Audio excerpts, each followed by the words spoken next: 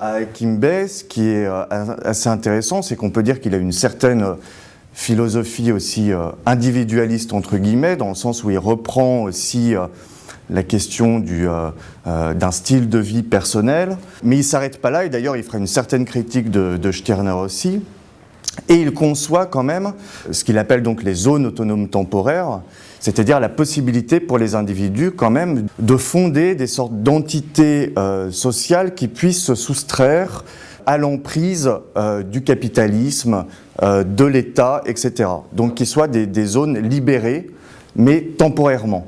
Alors, est-ce qu'on peut donner un exemple d'une zone autonome temporaire ? Qu'est-ce qu'Hakim Bey appelle une zone autonome temporaire ? Est-ce qu'on pourrait dire que, d'une certaine manière, Internet, par exemple, pourrait figurer comme être un exemple de zone autonome temporaire ? Est-ce que je pense aussi à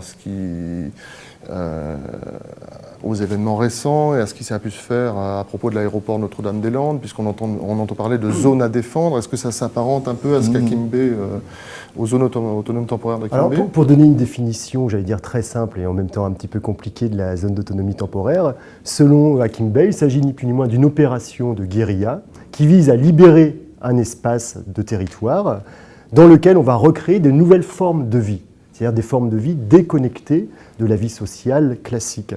Des espèces d'espaces enclaves, comme les appelle l'historien de l'anarchisme James Scott, qui constituent des espaces de socialisation alternatifs et des modes de vie différents du mode de vie commun. Alors on pourrait effectivement considérer la résistance, notamment à l'aéroport Notre-Dame à Nantes, comme une force de zone d'autonomie temporaire. Comme son nom l'indique, elle est temporaire, c'est-à-dire qu'elle est destinée à un moment donné à disparaître et à se refonder dans un autre espace, etc.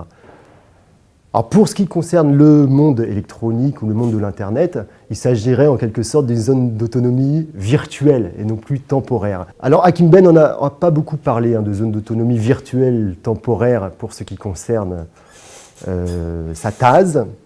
Il est même, je crois, aujourd'hui assez critique pour tout ce qui entoure les questions qui renvoient à l'Internet. Alors peut-être pour compléter ce qu'a dit Édouard Jourdain sur l'approche philosophique de Hakim Bey, il faut bien préciser aujourd'hui que Hakim Bey est une figure atypique de l'anarchisme contemporain.